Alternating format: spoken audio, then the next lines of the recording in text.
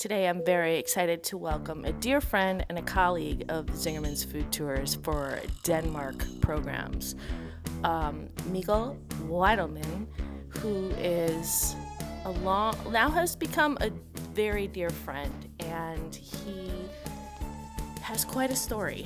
So over the next 45 minutes together, we're going to hear about his life. Mikkel has done a lot for the food programs here in Denmark, and he has done some pretty incredible things, including the way that we start the podcast today, which is by talking about his bicycle trip from Denmark to Antarctica. We all have crazy ideas, and sometimes people actually go through with them.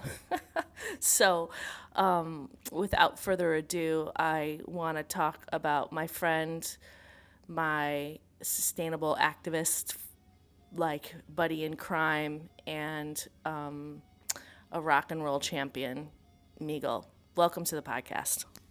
Okay, so wait, let's talk about your route that you took on this bike trip. So obviously you started in Denmark, and then you went... Well, yeah, I started out in Denmark crying like a baby when I left, saying goodbye to my family. They were standing like, there, we had breakfast, and I drove from Aarhus to Copenhagen, and then from there I went down to Berlin, further down into the Czech Republic, to Prague, into Austria, back into Germany. There was a lot of rain in Austria, so I had to... You had to backtrack? Yeah, a little bit. Instead of going south, I just went west. And at this point in time, I feel like because of stories that we've talked about in the past with this trip, you were not 100% like prepared. No. No. This is my favorite part about it. But you're like, I'm just going to get on a bike and ride to Antarctica. Seriously, I bought the bike 2 weeks before I left. Again, I told you that I only used the bike to commute for them back, so maybe for half an hour a day. I would say at this time my butt was pretty sore. I bet. When I came, and you were probably in your chucks and jean shorts. Yeah, but of course I prepared, because I had downloaded an app for my iPad saying how to repair your bike, and that was pretty much the preparation that I did. Really hoping for no flat tires and stuff like that. So down through back into Germany, coming into Alsace, in France, going to Champagne, Paris, to the Loire Valley, down along the Atlantic coast of France, into the Pyrenees, the Basque Country, San Sebastian, Santiago de Compostela. Amazing. Then Portugal. Got my bike stolen in Porto. Couldn't find a cargo ship to take me over the Atlantic Ocean. Is that a thing? Can you just jump on a cargo ship? No, you can't. Okay. No. You're like, yes, no, I can tell you it's not a thing. I got in touch with a cargo company, and they said, well, if you can just bike back up to Nantes in northern part of France. Okay. No, thank you very much. But then they could take me on a ship up there. So I was stuck in Porto trying to get my bike back. I didn't succeed. Had to find a new bike. Couldn't find one in Portugal, because they just said, well, people living in Portugal, bad. No, but people living in Portugal, they don't do stuff like this. They don't go on bike adventures. So they're like, we have nothing to say to you right now. They're living in a beautiful place, and they have good food and good wine. So I don't know. But I ended up finding a bike in Spain. So got it shipped to Lisbon, and then I flew out of Lisbon. Okay. With my new bike, and ended up in Buenos Aires. And then my original plan from there was go all the way down again along the Atlantic coast of Argentina. People told me, don't do that, because it's going to be very boring at one point. I was told to, because it's just flat and long. Yeah, and when before you get to Patagonia. Yeah, exactly. Yeah. And also on the Patagonian side on that side is not that interesting. But I went down and crossed the Pampas, talking about flat land. Then crossed after the peninsula of Valdez, beautiful place. Lots of whales jumping in the water. Oh my God. Amazing seafood, but beautiful area. And then I went from there, crossed all the way over into Chile. So what would that be? 500, 600 miles of slightly uphill. Oh, God. Having the wind, strong winds straight in your face. Was that the moment where you're like, what am I doing? Yeah. No, but also actually, and this is not so much about food actually, but having the craziest attack of pure joy. Because sitting out there and struggling, actually running out of food, couldn't withdraw any money, so I was running low on everything, and still had a long way. And then suddenly, well, Mikkel, just remember this was actually what you were dreaming about back home, that you wanted to go out into the wild. You were in the wild, man. And now here you are, and it was just, and then suddenly, oh shit, where am I? And stuff like that. But it was quite an experience. How did you mentally get yourself out of that space? I mean, I'm sure that it wasn't that quick, where you're like, no, Mikkel, this is what I was trying to do. This is the whole point. I'm sure there was a process. And when you're by yourself, like, suffering physically like that? I have some videos that I actually, also because traveling alone I love it. Hard. It's hard, but it as someone who travels alone a lot, I mean. No, but the way that you meet people are different. Yeah. So on this long uphill headwind stretch, once a day, maybe twice a day, there will be a car coming the other way around, and they were just, who are you and what are you doing out here? And then they would turn around, and then they would hand you some chocolate or some biscuits, or even you share a matcha tea. God, and awesome. And that is what that's what it's about. And that was refueling in any way, mentally and because you were that far out in the shticks, essentially. That people would just be like, that guy's crazy. Mm-hmm. We have some chocolate. Let's get. I mean, so this is such a lesson of the world. Yeah, so many nice meetings that you had no idea of. Wow. And you never knew around the next corner. Sure. It could happen. So cool. that was a thing. But I have some videos that I like to watch once in a while, where I can just see how empty I am. Yeah, your tank was literally empty. Yeah. So I don't know if I could keep going. I mean, I think the longest I've traveled is a couple months, and while we do group travel, there's a lot but it's still quite lonely. It is. And I can't imagine, though, not only putting yourself mentally through that, but just also having your body physically torn apart, I'm sure. Yeah. But also being a food lover. Yeah. Being on a bike, I could eat all the time. Oh, I bet. You're just like, chop, chop, chop, chop, chop. So I had, and going into a supermarket, I really didn't, because a supermarket in the middle of nowhere in Patagonia, there's not that much on the shelf. So you're just actually looking at the different packages of biscuits and where do I get the most calorie intake? Yeah, exactly. And hilarious. Were you, because this was like way before the protein trend and all that stuff, so you probably didn't even really know. I mean, you're an educator, so you knew a proper nutrient diet, but how do you get enough protein? I bet you lost a ton of weight. Actually, I didn't. But I was seeing my legs at the time, they were pretty they were strong. But and then talking about protein, because so this was in Argentina. Yeah, exactly. I remember finding that spot where I knew that I came into the Andes Mountains, found a small city, got some money there, waiting for a restaurant to open, and then going in and order a big. I want all the cow.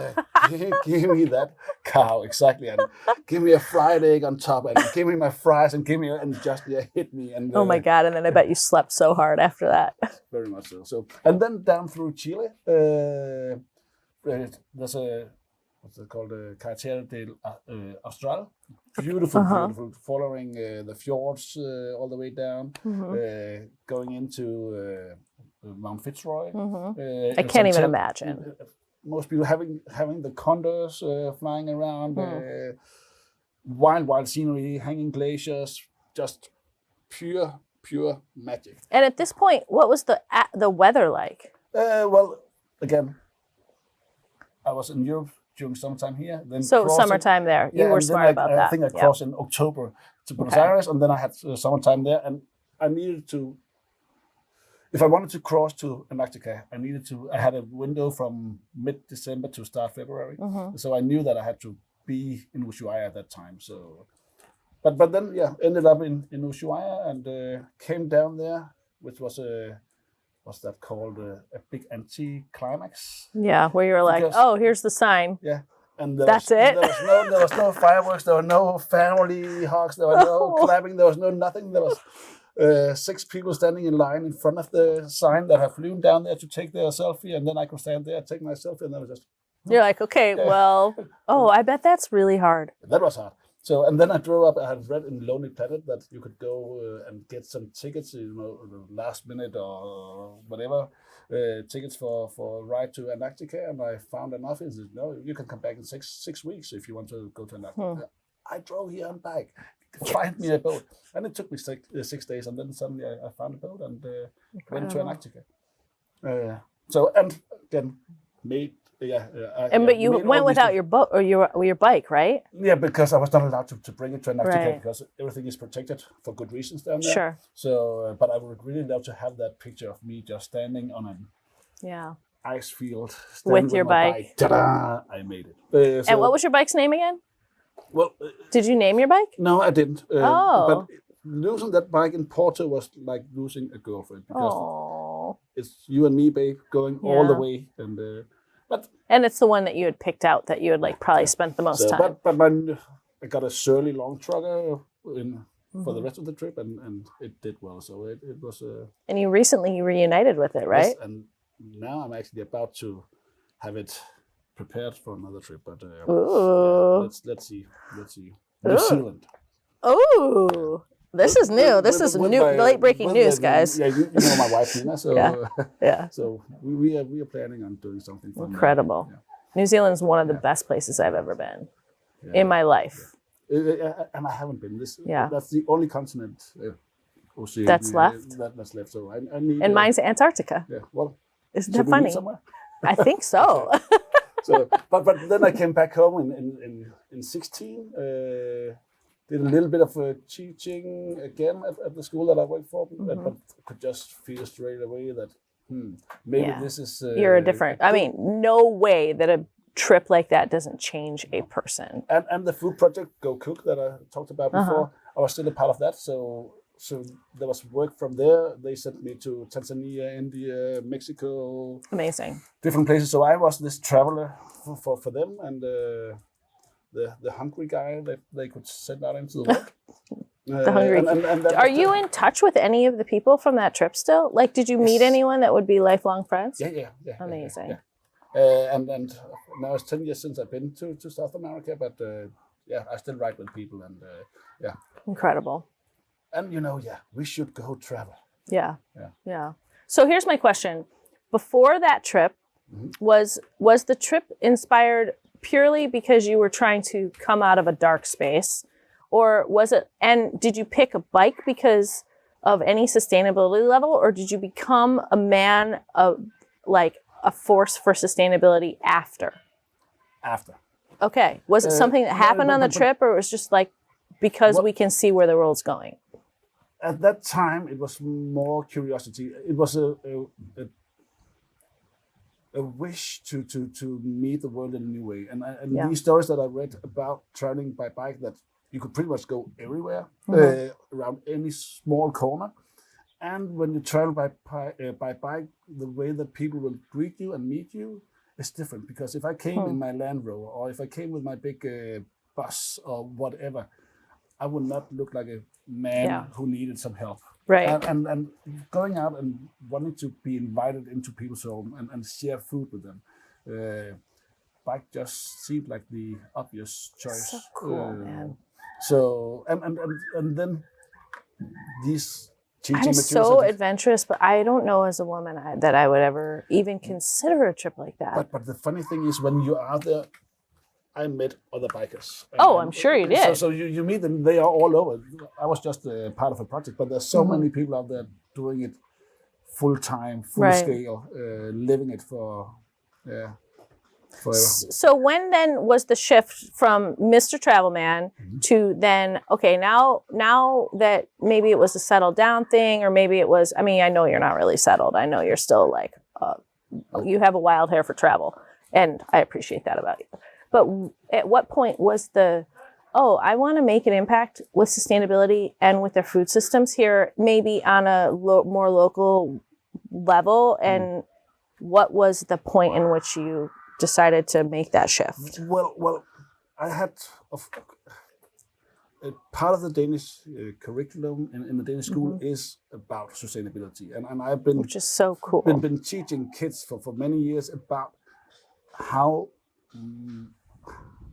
huge the food chain, how big it is, and that there's so many different things we can eat, and sustainable things, knowing about seasonality, going to a food market, just explore, knowing that asparagus is something that you should eat from March or April to May, and then the strawberries will come. So learning kids about that, I've been doing for forever. Sometimes without knowing, but then I was coming back home. I was invited to a cooking contest about oysters. We have amazing oysters in Denmark. And I was just invited because they wanted actually me to try to get kids to like oysters, which can be hard. I bet. But it's hard enough for adults, let me tell you. But I was invited into this contest and I won prize there. So, and it was pretty good chefs. So I was just, and that started, that gave me an invitation to do a cookbook. And then suddenly I just found that there's so much that we can actually eat in Denmark that are sustainable, but we don't. And that was just something that for me, okay, at the time, oyster was just something that I started liking. I didn't know that it was actually something that would be good for the environment to eat. Same thing happened with the blue mussels. Did someone teach you? Or you just kind of learned through? I learned. Yeah. I learned and I studied, and the same thing happened with seaweed and other things. And then I just, okay, we can, for me, talking about sustainability, if I should change my habits, it has to taste good. And if I can make people love oysters or blue mussels, then I can actually make a sustainable impact as well. And that was, so suddenly I just felt, okay, I am good at moving people in a direction where they are more curious. They will actually taste something. Well, and you had a captive audience at some level, you know. So, but it was mostly of coincidence. And again, there was suddenly a new world order, if you can say that we had to rethink how we ate. Is this before or after the manifesto? Or was this like in conjunction with? That was in conjunction. Yeah, that's a tough one, man. Sorry. You do not have to say that word. What you said. But yeah, it was in between. I was lucky because when I was starting to become a teacher, we all have that one person that changed the world for us. And that was during my studies to become a teacher, and my home economic teacher, Helle Brøndum, she just showed me a whole new world. And I was studying 2001 until 2005. The new Nordic Manifesto, that's pretty much... we could have an entire podcast just on that. But it changed everything in Denmark. Food-wise, but also on other parts. It came in 2004. Okay. So the year I started at Zingerman's, actually. She invited me because I was on her first class, and we were just 10 students. So this was the first year for her to teach coming teachers. And we just got along so well, and she showed me things that I had no idea, and also she gave me a lot of belief in myself. But she invited me because she was a judge. She was a food critic at the biggest newspaper in Denmark, and she's a PhD in food aesthetics and food communication. Wow. She's a wild one. And she invited me to Dish of the Year. So in 2004, she invited me because she was a judge at these big cooking competitions. And so in 2004, I remember seeing René Redzepi for the first time. Right. We should tell everybody who is the founder and he's the founder owner of Noma. and the current chef still, 22 years later, of Noma. But suddenly. And he was the same age, basically. I mean, he's like essentially the same age as us. So I think he's 48 now. Yeah. So same age. So seeing this young guy just doing something that nobody would believe was possible. And so visionary at a young age. Well, I was 20 something at the time, and suddenly I was invited in to experience the best chefs. Creating something nobody have seen before. But did you know that then at that time? But I was just curious, and I was just saying, okay. And suddenly, I was a bit picky as a kid. Me too, for sure. Danish. Now I'll literally Danish eat anything. Danish food culture wasn't that exciting at the time. So suddenly there was just something that, whoa, what is this? Yeah. And if he can do that, what can this guy do? And suddenly I learned about seasonality and all these different dogmas that they came out with in the New Nordic Manifesto. So I think that put together that I had this teacher taking me in at the same time that the Danish culinary world just started to really open up. Yeah. And it has made it, I mean, not just open up, but it has changed. You know, I always say, and you've heard me say this a million times, because I think I had a very jaded view of potentially the manifesto and certainly of Noma. And it wasn't until I came here that I realized the impact that one person and or one establishment, let's just say, can have on an entire country. The Taste Like Somewhere podcast is brought to you by Zingerman's Food Tours, where we've been connecting curious travelers to the world's most delicious places, one bite at a time.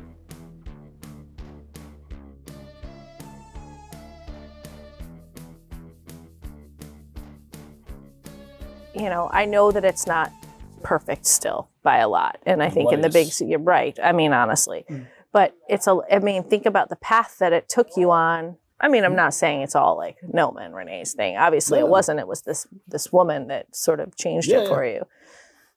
And then when did you decide you were like, well, I'm going to become an expert in blue mussels? Well, you literally wrote the book on it. But the thing is, when I started Mad Mikkel, Food Mikkel, sure, there was no business plan. It was only, can I get paid for eating, drinking, and traveling? So that was actually my dream goal. But due to this cookbook that I made after the oyster competition, and that's right, because you won it. Yeah, and I was invited 2 years after. And well, let's talk about the oyster that won. Well, the first time I took the oyster and put it into a travel story, because the storytelling part is often a super thing. important. Yeah, so I made 6 different oysters from the 6 continents that I've been to. So there was an Antarctica oyster, which was just served pure, but with a small chunk of ice. Amazing. Because what people dislike about oyster is not the taste, it's the texture. Yeah, for sure. So when you have this small chunk of ice that we just with, then all the sliminess, all the disappears. So people like that. So, and I made one actually from South America. That was another story. The combination of passion fruit, dark bitter chocolate. Wait, is wait, you said South Africa? No, South America. Sorry. But passion fruit's in South America? Yeah. Whoa. See, I've never been there. Well, that's a continent I have not been to. So that was my take on South American oyster. Then I made a gazpacho thing from Europe, and so cool. So I put the oysters into different contexts and cultures, and they like that. And then I did a few years after another one that also won, but that was the famous Danish open-faced sandwich, smørrebrød. Say that 10 times fast, guys. Smørrebrød. Yeah, well, you can do it. But I'm not even going to try. but I made a smørrebrød with oyster, where it was different layers of oyster and some ink squid. Squid ink. Yeah. And ink from. I bet that looked wild. Yeah, and so and then I got contacted with a marine biologist contacted me, and she was into the environment, of course, and she had these different ideas of, could we do something with the blue mussels? And blue mussels, what about them? I like them. You're like, I've had them forever. Like everybody's had. Not forever because they were, They weren't a thing for a while. No. But for me also, I had a hard time until my father took me to a restaurant in Copenhagen, where we had a good time together, and it was a restaurant where you had 3 different kinds of blue mussels, and sitting with your father at this restaurant, I need to eat these blue mussels because he loved them. So Right. so I think I was 15, 16 when I started loving blue mussels. Huh. Well, I mean, it's not exactly a childhood sort of texture and experience. That No. Although I have watched some French kids get down on some mussels, man. It's finger food. Yeah, and then when they take the little shell and pluck the mussel out of the, it's just the sweetest and thing. Actually, kids love to eat with their fingers, so it is a kid food as well. So, but it was some side projects, she told me that in Denmark we have blue mussels all over, and we export 90% of them. Wow. So if you're sitting at a bistro in Paris or at the Côte d'Azur in Provence and have your bistro blue moule frites, then often they're actually from Denmark. From Denmark, interesting. And I was just... Were they farmed, wild caught? I mean, they're probably doing both, yeah? Well, yeah, we do both, but mostly farmed. Yeah. And but it's actually the best. Explain why.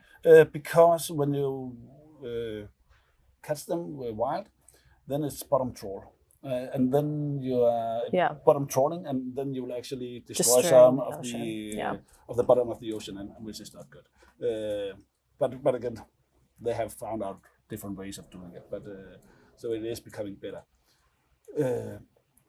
But so we were discussing this, and I was just said, okay, I really want to change the Danish food culture. Yeah. I really want to get people to know that right out there at the sea, we have something that are super, super tasty. It's so rich, full of umami, the taste that humans tend to like. Right. It's super healthy, rich in iron and omega-3, and it pretty much have all the components that you want from food. And then it's extremely sustainable. So, and I wanted. How can we get the Danes to explain the sustainability of a blue mussel, just real quickly, because I'm just, for people that don't know. We all know they live in the sea. Right now, the fjords and the inner part of the ocean in Denmark, or the sea in Denmark, are in a very bad condition. And the way that mussels live, they are filtering the water. And they are absorbing all the nutrition that we have in the water. So all these things that we actually have from... Because we're over-nutrient. Yeah. And Denmark, we are farmers, and we have so much farmland. And all the nutritions that we put into to the get soil. to get plants to grow, it goes into the water. And it's so... We have so much nutrition in the water. And it's just... it's killing the ecosystems. But the blue mussels are filtering the water, and they're eating from this. Good old bivalves. Sorry? It's good old bivalves. Yeah. So it's and you don't have to do anything. You don't have to add medicine. You actually just have to put a rope into the water. Then the small blue mussel larvae will come and attach themselves to it. So you don't even have to attach them beginning. You just literally give them a rope. Yeah, and then what they do, the mussel farmers, they have, of course, a lot of rope. Yeah. Hanging in the water column so it doesn't come down to the bottom. Then the mussels will come attached there. They will grow, and then a year after you can take the mussels up. I was just going to ask what a life cycle was. So 1 year is harvestable. Yeah. So it's fast grower. It is. It's crazy.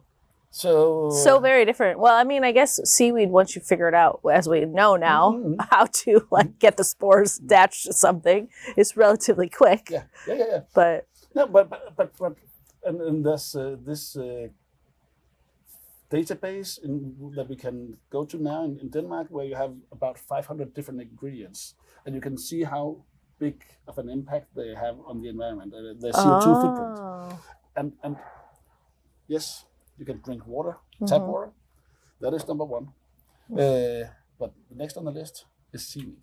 Seaweed and blue mussels. Amazing. And blue mussels, because they are actually taking nutrients out of the ecosystem. Sure. So I've been visiting different mussel farms, and often you will have a visibility in the water that it's just on a good day crystal is clear. 1 or 2 meters, so that we 5, 6, 7 feet. Amazing. And then when you come closer to the farming area, you can just, whoa, now I can see 10, 12, Oh my 14 God. feet instead of, because they are rinsing the water. Yeah. So we should, and then it's just stupid that we Danes sent them to France, Holland, Belgium, and stuff like that. We should. Well, it's a polarizing food, I still think. I mean, in certain cultures, no, but I do think that mussels are not something that the average. Well, I can certainly. Okay, I'm speaking just in general, real general terms, but I bet the majority of Americans do not eat mussels. No, but you have your clam chowder. Yeah, well, clams and mussels are different, though. Yeah, but they're close to. They're each still other. bivalves. Yeah. So, but Depends on where you live in me, these states, I think. The quest for me was then, okay, so because everybody knows or have heard of a mulfrit fries and blue mussels. I could get down with some right now, to be quite honest with you. I just decided Should we I'm go a little have some? hungry. Maybe. Maybe we should.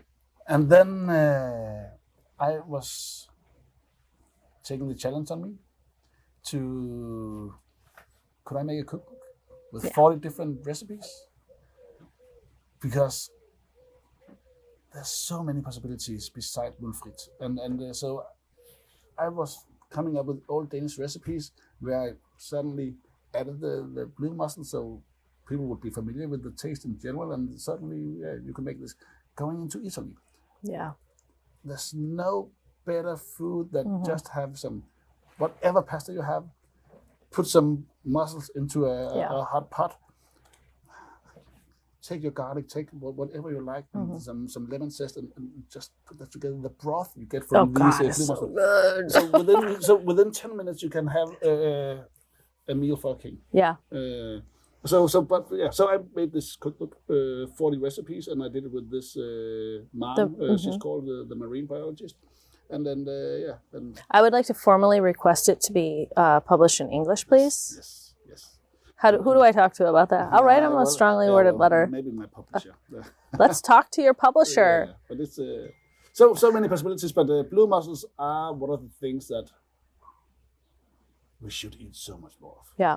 And also, one of the very good things is sometimes when we talk about sustainability, people, we should eat more lentils, more beans, and more greens. So everybody say we should eat more green in general. We could also eat a lot of blue things, so things from the ocean. The ocean is in a bad shape, but there are still so many good things out there that are full of umami that will make you healthy and also just enjoying something that is. Do you think you have another cookbook in you? Oh yes. Ooh. Yeah, but I have one, but that's actually about wine. But so it's not a cookbook, but that's a different story. But I'm dreaming about making a cookbook about foraging, both on land and in the sea, for kids. Awesome. So I really want to get the young generation to have the knowledge that I didn't have at the time about how much food we have. So you can take the guy out of the classroom, but you really can't take the educator out of the guy. Probably not. Yes, which I think is good. I think it's really good. Yeah, but I know my mother. I can't get her to eat any blue mussels. Really? No, but I think the older that we get, the harder it is for us to change. But can we actually get the youngsters and the kids, because they are curious by what's that? Just in the natural. I think it has to go from both, though. I really do, because yes, they have the longest opportunity to make the biggest impact. Kids do, but also the economy is driven right now by adults. So how do we tell consumers that are of the proper age, that are spending the money, to that it matters, which we talk about, and this is half of the reason why we do these tours, is to teach people that it does matter.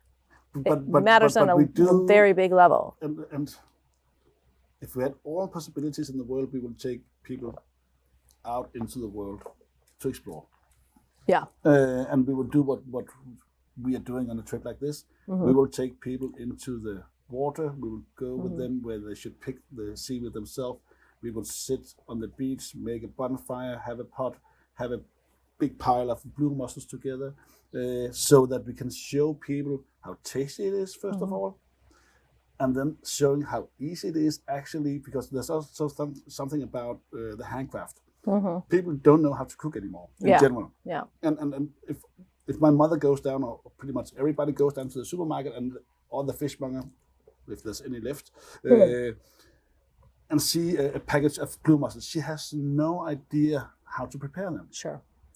So we have to also show people that this is easy, and give them positive ideas of how they could actually cook something. We should probably have figured out a way to do some cooking that goes along with this chat, because I know what's going to happen is people are going to be like, can we get some recipes? Maybe we should figure out a way to like share some recipes. I have some recipes in store for with blue mussels. Because I mean, like it's hard to be conscious all the time, and we've admitted a lot, like it. Sometimes we aren't always. Look, we're drinking a Pellegrino. You know how far that water traveled? Exactly, it's freaking water. But we are also we're a part of the problem, but hopefully also a larger part of the solution. And it's about finding that balance, right? Yeah, but I totally agree.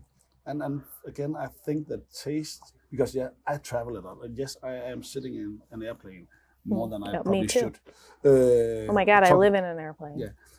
But I really still, if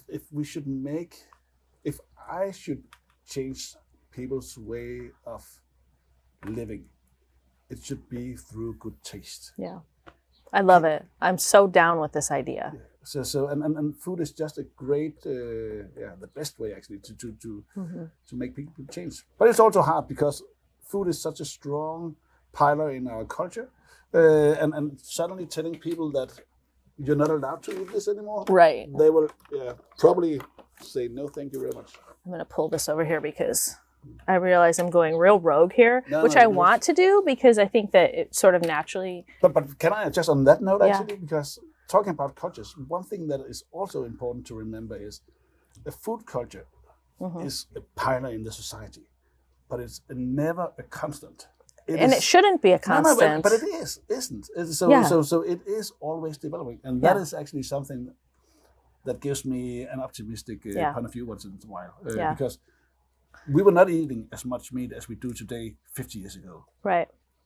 And now, talking to young people, I remember working at the boarding school, there was a girl called Nana, who was a vegetarian. Today, if you go into a boarding school, and so this is 15 years later, maybe 1/3 of the kids will be a vegetarian. Right. So there is a transformation going on right now. And I like that. I guess I do kind of wonder where that motivation comes from. From them? Well, yeah, with like the younger youth, like where is that motivation coming from? And is it coming from a desire to actually try to make an impact onto the culture? And it might be. I'm not saying this in a negative way. No. But I do think, I am curious, like, because I think it's probably different for everywhere. But I see the same trend happening. And so is it a trend?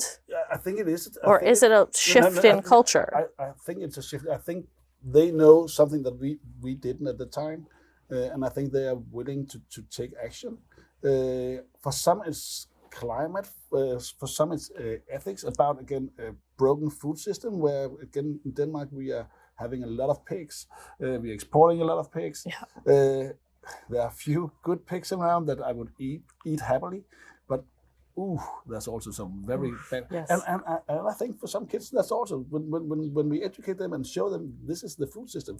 Some of them will just say, "Well, no, thank you very much." They were like, "Wait, what?" Yeah. I think there's a lot of shock value in really teaching people, but that's the thing is like. I was late in life when I learned about this. So while I really agree, and I think it's super important to focus on the youth, because again, they have the greatest amount of time to probably make a meaningful impact for the future generations, I think that all hope isn't lost, and it shouldn't be lost for adults. No, but it isn't. Yeah. We see it here all the time. But also, I work with a lot of cantinas in different municipalities. So big serving food for 1,000 people a day, and the cantinas are changing as well. Yeah. So and hopefully they can be the spark for people to. So if they have a great lunch at work, and suddenly finding out that lentils or blue mussels or whatever it is actually can taste good, the possibility of them taking it with them back home and recreating some of those dishes are high as well. Not high, but they are higher than else. Pretty exciting. I don't know. I honestly think that you and I could sit and talk about this. Well, and I know for a fact. I was actually thinking about this when I was writing out these questions. I was like, I wonder how many hours we've already spent of our existence and friendship discussing these. And it's my favorite to talk about. And it's kind of intense sometimes, and it's uncomfortable sometimes. But I also think it's so good and healthy to push those boundaries in this way. And I mean, I really do think we could talk about it forever. But I think at this point in time, we should start right. Well, you and I also have a tour. We're going to go foraging in the ocean. Oh, yes. Or in the sea. On the sea. Now, I had to learn the difference between ocean and sea yesterday. Yeah. Thank God that I'm still curious. And also thank God for Google sometimes. Oh, yes. Okay, so we're going to do some fun here right now, which I have to read on this one because, if Mikkel was a place, what would it taste like? Well, I would say it would be salty, fresh, warm, delicate, and it would be something from the sea. If I should point out a place where I can see myself, would be Galicia, north of Spain. The ingredients that they have down there, the way that they cook the seafood. Super simple. Super simple, but the best ingredients. Crazy flavors, though. The best ingredients, super simple, good olive oil, some smoked paprika, stuff like that. And then you have, again, a world-class, fantastic meal. But I will, of course, take that approach. And bring it to Denmark. Yes. So excellent. Danish squid, blue mussels, oysters, seaweed, and stuff like that. Okay, we're going to do rapid fire. So you're not allowed to hem and haw too much, which is complicated. And this first one's going to kick you. Okay, wine you're loving right now? Spätburgunder, Germany. Yes. Favorite late night snack? No judgment. Fried pork skin. Rock climbing or swimming? Duh. I am a swimmer. I'm a Viking, so I love going into the water and up again. But I'm more adventurous, so I would actually say rock climbing. What? No, but I have a. I would have lost money on that one. Yeah, but swimming in general. My wife Nina, she's an old competition swimmer. Oh yeah, that makes sense to me. Lying like this, that's boring. But jumping from a cliff, getting in, playing in the bioluminescence down here. Yeah, exactly, I love that. But swimming in itself is just boring. Yeah. Okay. Cool. What is one thing that's always in your suitcase when you travel? Bottle opener and the vacuum pump. Oh, really? Yeah. You bring a vacuum pump? Yeah, because it's but I do that all the time. That's amazing. Because I shouldn't drink a bottle at night, so I have both. So a bottle opener and the vacuum pump. Oh my God, that's hilarious. Okay, and then we will end with this. If you could invite 3 people, past, present, or whatever, to share a meal anywhere in the world, who's at the table, and what are you serving? Well, we probably know what you're serving. Yeah, but actually, I will be a bit dull on this one. But I would love to take the Minister of Education in Denmark, the Minister of Food in Denmark, the Prime Minister. I don't think that's dull. I think you're trying to make an impact. Yeah. But I would love, because I really want to change want a the food private system audience in the school. Yeah. And because they can change, and hopefully what we are doing in Denmark will also spread out, because we are out there on first row. It's not put right, but we are doing things right now that are very good, and we should continue spreading that word. I think if there has been 2 countries in the world that have been the most impactful for me in the culinary scene, and really in far as tradition, both old and new. And I think that it's important to be able to be open to starting new traditions. Denmark for sure is one of them. I would say the other one is Mexico. It's like Oaxaca is exactly, I've never really experienced anything quite like Oaxaca. But it's just different, you know, it's different. But I do think that there's the same passion and same energy. It may not be as ancient as Oaxaca, but you guys are pushing the envelope in a way that is like totally mind-bending. And just imagine that we could, because we don't have that in Denmark in general. There's a small percentage of us, but just imagine if we could have the same passion about food as they have in Oaxaca. Yeah, well, you have to change the culture. Yes, and that for me is the first step in making also a sustainable transition. Yeah, because you need to be interested in what you eat. 100%. Well, I want to thank you again for sitting down on our one morning off during this tour to sit and talk with me. We are going to head out with a forager here shortly and dig around in the sand, which I'm pretty excited about. But it's been one of my greatest privileges getting to do these programs with you. I look forward to the future. I can't wait to see what we come up with in the future. Good. But you know, yeah, and it's so fun. Like, you're my first partner. You know, I don't have a ton of partners that I work with, but you're one of you know, I can count them on two hands how many people that I work with in the world. And it's been such a privilege and an honor. So thank you very much. My word. It's been a privilege, and it is. So let's keep going. Yeah. Boom, boom, boom. All right, guys. Well, thanks for listening, and we will catch you on the flip side, probably in Italy next. Well, actually, no. Well, there's still a few more interviews we're going to do in Denmark. But okay. Well, thanks for joining, and we'll talk to you later. Ciao. Ciao. Thank you for joining us on this episode of Taste Like Somewhere, brought to you by Zingerman's Food Tours.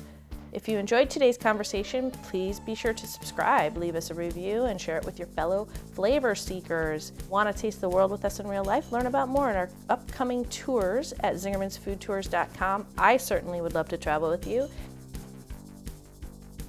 Until next time, keep exploring, keep tasting, and remember, the best stories are the ones that you can savor. So have a great day, and we'll talk to you next week.